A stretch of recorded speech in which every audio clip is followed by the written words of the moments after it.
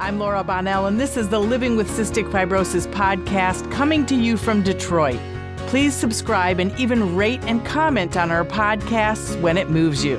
I learn something new with every podcast, and I'm always inspired by the people that are showcased here.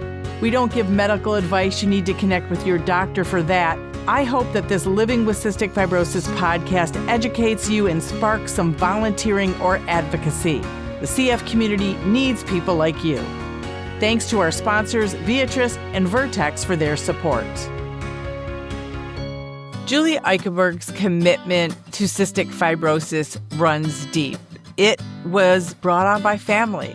Her brother had a child, Matt, who has cystic fibrosis, and it started with Matt's journey. And as an aunt, Julie talks about the impact of that disease and to losing Matt to CF and the impact that it had on her.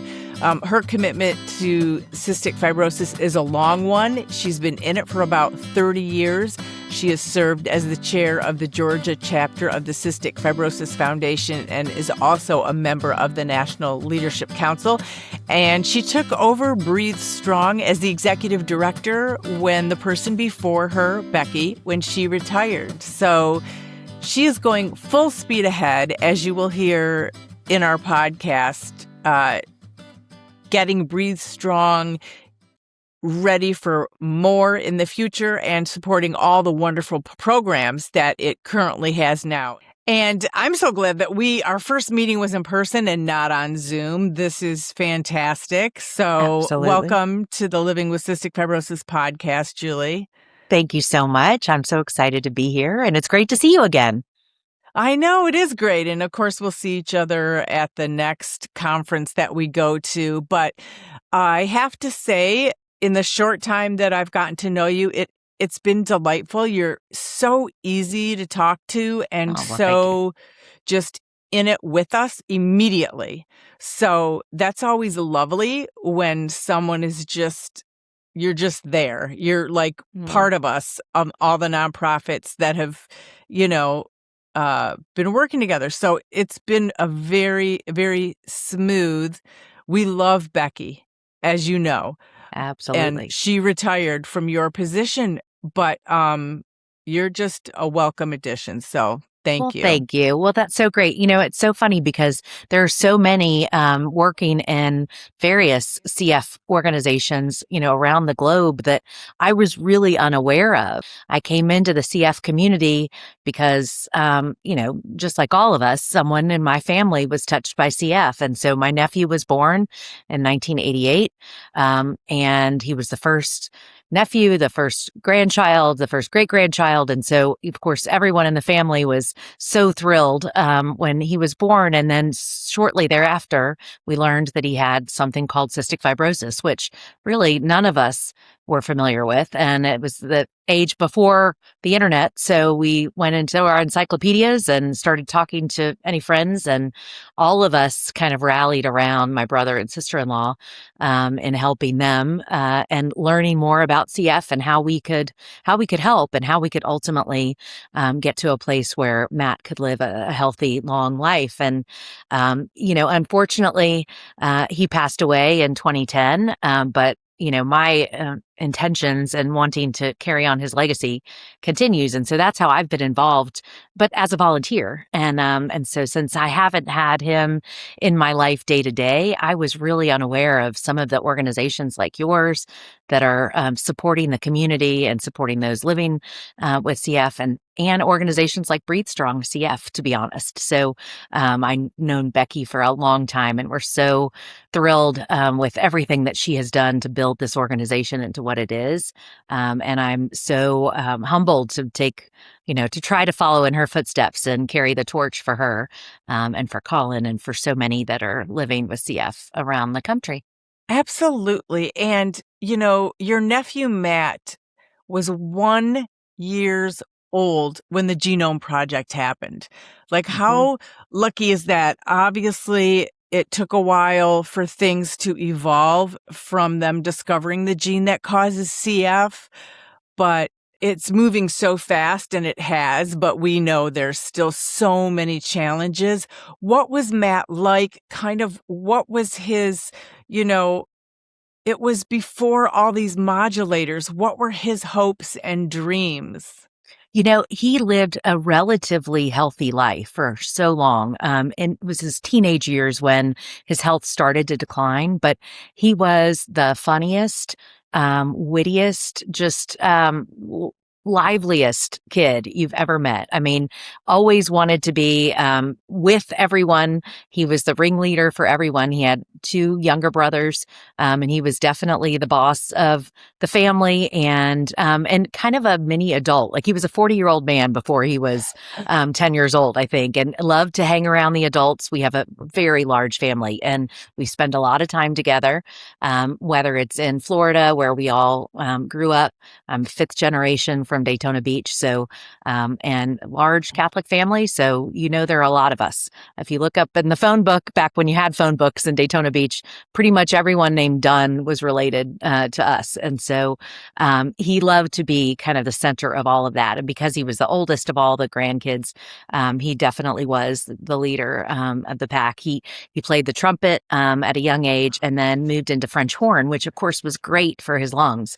And so we definitely encouraged it. And my mom was a musician, and so she loved the fact that he was a budding musician and was part of the marching band in high school. And so he had all of those wonderful things going for him. And then his health did start to decline in his teenage years. And I think also it was difficult for him to manage what his life was going to look like. And the internet had come about by that point. And so he could understand a little bit more than maybe he should have at a young age about what his life expectancy was and those types of things. And so the mental health, challenges that come with all teenage life, Mhm. were, definitely greater for him, and certainly something for him to kind of battle with as he progressed. And then from there, he started at the Santa Fe College, which is Santa Fe Community College, which was associated with the University of Florida, which most in my family, not me, but most of my family went to University of Florida. I'm a Florida State grad. He was a diehard Gator and wanted so much to be there at the University of Florida, would go to all of the games. But unfortunately, he kept having hospitalizations. And so it was difficult for him to finish a semester. And that was part of the challenge that really affected him in those later years. And so sadly at 21, he passed away. And life's not the same. It never will be. And our gatherings, we talk about him a lot. We, mention him all the time. And so he's still part of our family, even after, 16 years of being gone. But we miss him tremendously. And that is a beautiful thing that he remains, and so all the other cousins get to know who he was.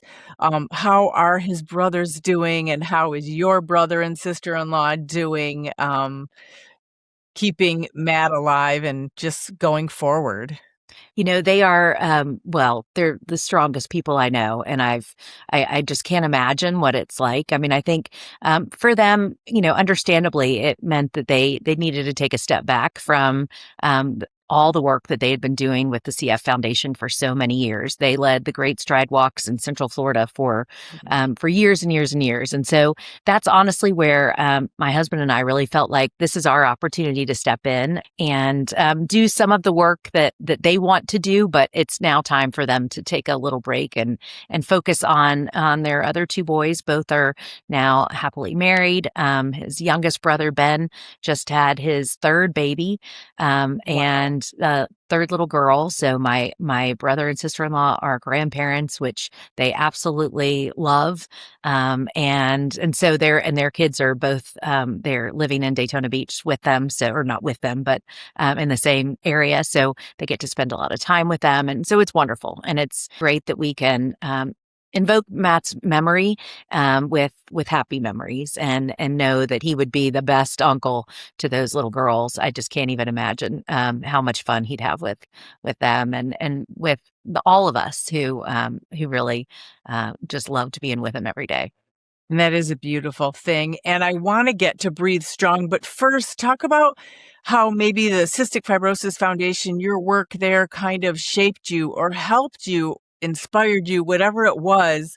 And now you're at Breathe Strong, but I just wanted to hear how you your journey a little bit about, and getting to Breathe Strong.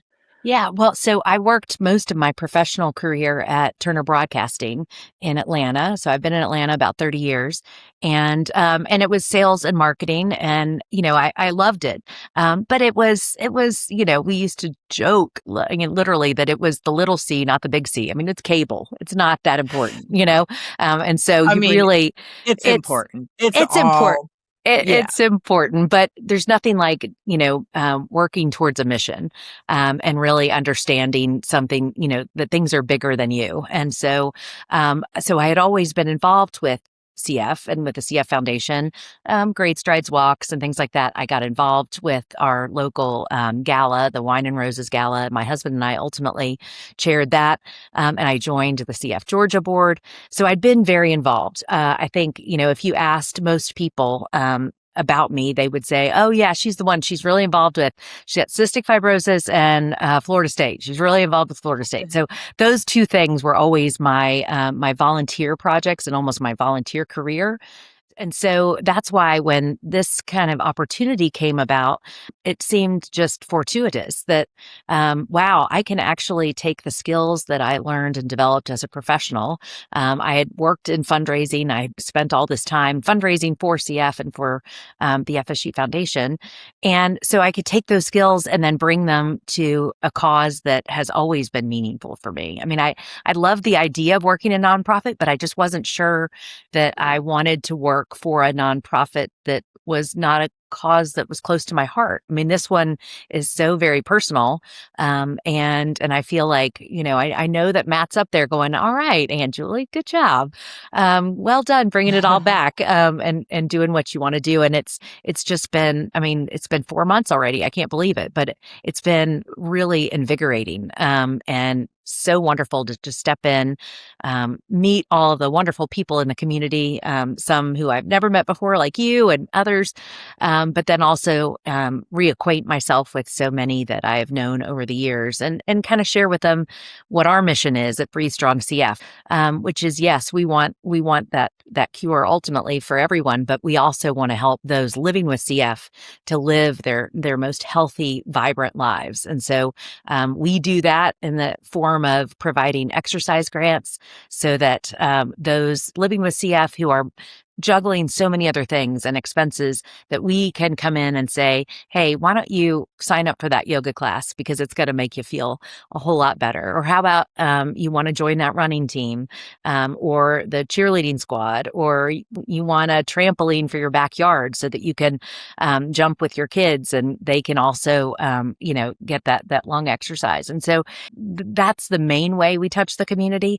I wanted to say before you went on to your other programs, this is such a huge program because when I met someone who had CF and he worked out all the time, and the girls were just, were doing their vests and they were young, and he was an adult, and he said his biggest advice to stay healthy was make sure they're active and they're exercising. And we had not been told that by the CF team yet.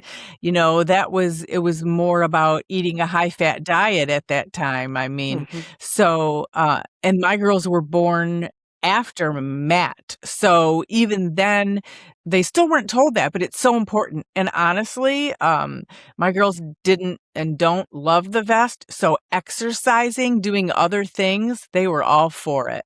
Especially if you could do something that's fun. Yeah, if you could do something that's fun. I mean, really, Breathe Strong CF was started by a pulmonologist, now retired pediatric pulmonologist, Dr. Peter Scott, who is also our board chair. He started it because he was a runner, and so he loved to exercise and run, but he could see in his patients, those that were exercising were healthier, they felt better, and so he encouraged them to do it, and he started it by running and raising money to then provide that type of support. And so it's grown from that time. We offered over 700 exercise grants last year. And we already have several hundred that have come in requests, and applications this year. So, we are pacing way ahead, to use runners terminology, pacing way ahead of where we were last year. So, that means the need is great. And so therefore, our need is great to continue to fundraise, to support that effort. I would agree. Our financial assistance the need has increased huge, even since last year.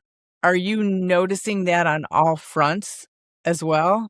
Yes, we the exercise grants are something that we offer nationwide, and so I think, with the cost of everything going up, it just means that your budget is squeezed, and that tends to be an area where you think, well, if I've got to put food on the table, so that the gym membership may have to wait. And you're right, it really it needs to all happen at the same time, because that's how you're going to stay healthy, and then hopefully prevent those hospitalizations and just maintain your mental health and all of those things. So the need has definitely increased. We also offer critical needs grants specifically to the state of Georgia through our Susan C. Burroughs grant program. And those are for groceries and gas and things like that. And obviously that need has just exploded with the SNAP benefits last fall. And then with just, the economy the way it is now, it's just been difficult for everyone. So there is a tremendous need out there. And it's our hope that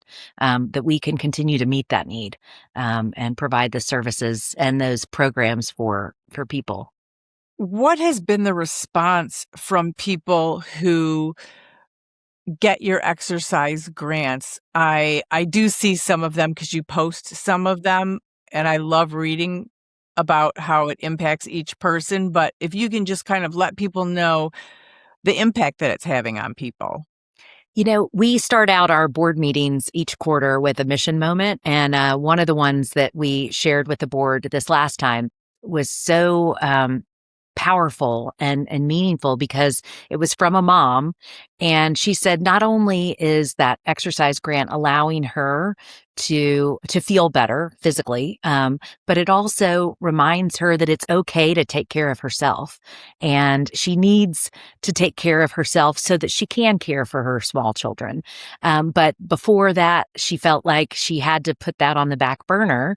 And this gives her permission to do that. And I thought that was one of the best parts about it, because she said it helps her be a better mom. She can respond to them and she feels better about doing things, but she also knows that she's taking care of herself. And we're both moms. I mean, that's the first thing you do is, you put yourself aside so that you can take care of your kids first. And if you're living with CF, you need to make a special effort to take care of your health so that you can be there for them for all the things.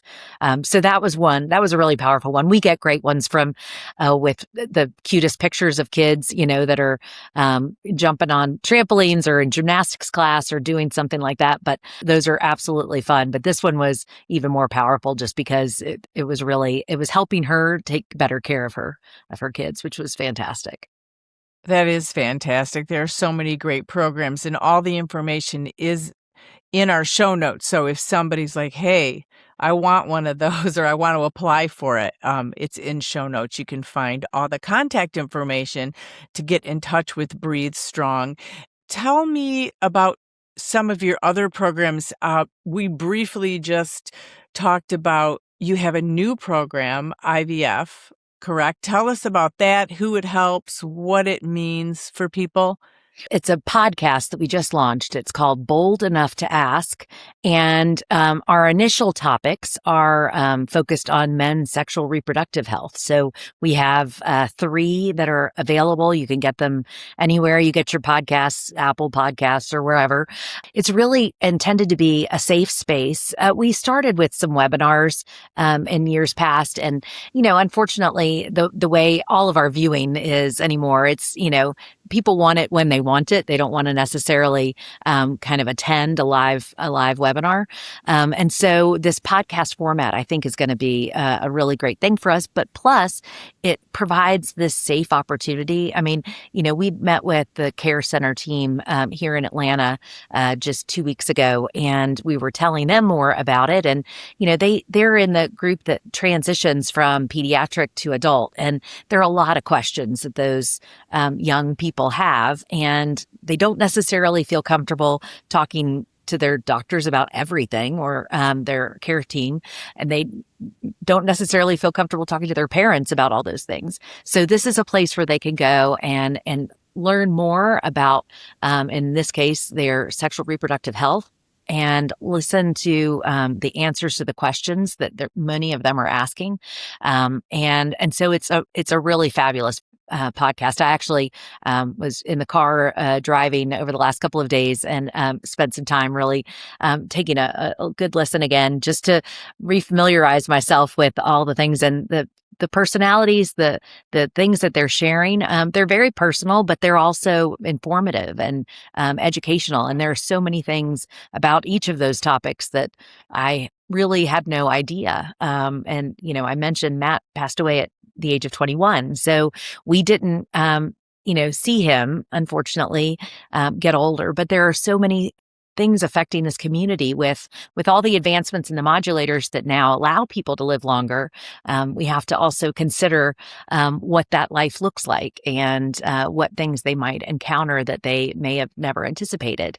And so that's our goal for the podcast, is that it will create that safe space for people to come and learn more about what to expect and what other people have experienced that might be like them. And we love a podcast. So we know. Exactly. So, and it is a great thing. And I think even the basics, I think that even men with CF don't always understand that their vas deferens is not connected. They don't understand the reason that it's not infertility. They're not sterile, I guess is the correct word. They're not sterile. It's the vas deferens. So even the basic things, my daughters even said when they went up to the adult clinic, they finally were learning that they can have children. It was like someone, and we had talked to it, but it's different when it's a doctor or somebody at your clinic than instead of your mom just saying, hey, it's going to be fine. But when they get that information, it's so empowering. It changes their direction and where they want to go, right? Absolutely. I mean, if you think that there's no option and, it's not even worth, then why get married? If I can't have kids anyway, then why bother? There are lots of those. And I remember even hearing Matt talk about, why bother with college if I can't finish a semester? It just, if you think that it's not possible, it's easy to get frustrated. And so this is showing all the ways that it is possible. And so our first episode talked specifically about IVF and the ways that can happen, and from the man's perspective, but also, the guilt that some of them had because of what they were going to have to put their wives through, because the IVF process is a lot physically on the mother, and so I think that there was some of that kind of, is that all worth it? And then ultimately, they've all successfully had children. And so, as soon as you have a child, you realize, it was absolutely worth every bit. But there are things to consider. And so that's, one of the things they talked about. The second episode was focused on was it age? The third one is aging with CF as a man, and the second one was being a dad, and just kind of what goes into being a dad living with CF, having to wake up extra early to get your own treatments done. Again, it's the same kind of thing. How do you take care of yourself while you're also trying to be all the things for your child? And so it's relevant even for someone like me who is no longer living with someone with CF. I I find it fascinating. And, it's great. One of the wonderful things about BreatheStrong CF that I really wasn't even aware of, we have four people on our team living with CF. And so I get to learn more about their lived experience every day as we work together. And so that is one of the most unique things. We wouldn't be able to do that if we were all in one physical office. But because we're a virtual and work environment, it allows us to do that. And we've got one who is about to celebrate her 1 year lung anniversary from her second double lung transplant. And she's participating in the transplant games this summer. And so we're going to be cheering her on as she trains, and she's going to blog and, share some of her journey with us in the BreatheStrong CF community. And so it's been really, really fascinating to get to know each of them and to be able to kind of work alongside them and learn from, their lived experience and how they're facing each day. Yeah, and that's what I was going to say. It's so important because they're living it.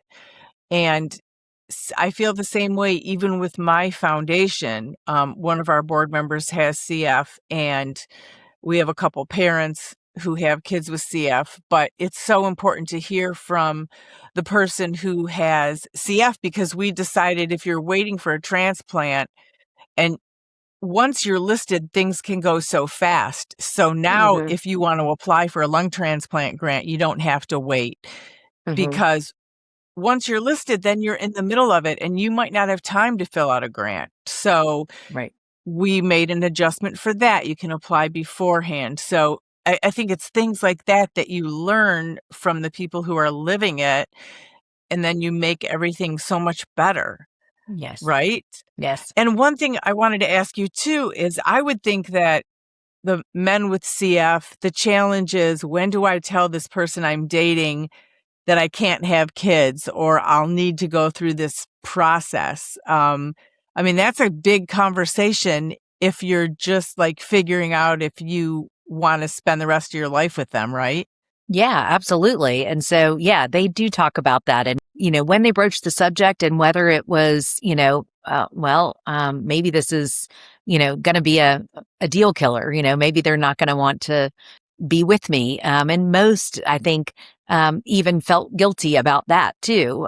So it was really interesting to hear their journeys, and each one of them was slightly different, but yet what their journey was to getting to that point. And we have doctors and other practitioners that are also on the podcast as well. So they'll share some of the more clinical side, but the personal stories are the ones that resonate so much. And I'm so grateful that they're willing to do that for us. And to Right. provide this kind of open door to understand how things are in their world. That is a great thing. What other programs do you want to share that Breathe Strong is doing? Well, we have an online program, Breathe Strong Plus, and we provide content. So we have ambassadors, those nutritionists, as well as those living with CF, who provide recipes and other content for us. We're focused on wellness in all areas. So living well in every area, and that will include even some content on financial wellness, because so many living with CF are not anticipating that they're going to have retirement funds. But hey, by the way, you're living longer, and so now you need to think about all of those things and what it's going to mean to buy a house, and all of the things that the average, 30-year-old would be thinking of, that maybe had not crossed their mind previously, because they just didn't feel like it was something that was, in their future. So we want to provide that kind of content. And again, it's available. We have newsletters. You can sign up on our website, and it's very simple, but it's also just a way to continue to keep the community involved. We have challenges every quarter, so activity challenges, and so those are all available to sign up, and you can track your points and even get prizes and things like that. So we really try to bring the community together all around the areas of wellness and try to help them live their best lives. I mean, that's the goal for everyone, right? But Yes. especially for those living with CF, we want to make sure they're living their healthiest, best life. And I love it because the dietitian, Stacy Fogarty Brown, she's University of Michigan. So that's, one of our Michigan clinics, and I love her. So it was fun to watch her videos. She's so good. So great idea. I love that. And I love everything you're doing. What are your hopes going forward for the future? Do you have like big plans, or I mean, it's hard enough for us to just maintain everything we have going. So, I understand, but what are your thoughts as we move forward with different needs and all that stuff? Well, we, certainly want to continue our exercise grant program and continue to expand it and offer more and more grants. I mean, the demand, like we said, is just, it's just growing and growing, every year. And so we want to, expand that as much as we can. So, we're certainly, focused on fundraising. That's my focus, for sure. We would love to build our own app, actually. So we're currently using a third party app to track steps and things like that. We'd love to build our own BreatheStrong Plus app, and that's one of the things that's on our kind of wish board. And we're working to figure out ways to do that. We've been shoring up our staff, and as Becky's transitioned into retirement, which she so deserves, but then also building up. We've got two folks, Shauna Gray and Rachel Rockhold, are our two directors who you may know from that. Have both been at BreatheStrong for a while, and they are really leading the effort and the charge to focus on continuing to brand our programming, expand these podcasts. We'd love to go expand them into other areas because I know that this is just a great medium to find people who are maybe not connected with the community just yet, but want to be more connected, and we can allow them that opportunity with that. So there's so much to do.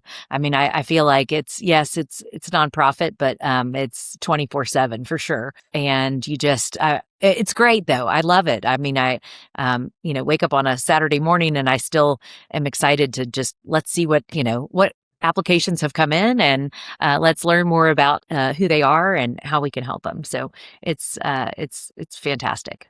I also think, because I've talked about this before on other podcasts when I'm a guest too, because they will ask me, I think sometimes the nonprofit's like, oh, you're just working for a nonprofit, or, oh, okay, you're just being a nice person, or it's just a little something you're adding to the community. But I always correct everyone and say, we are maybe like small corporations or smaller corporations, but the need that we're filling is so important.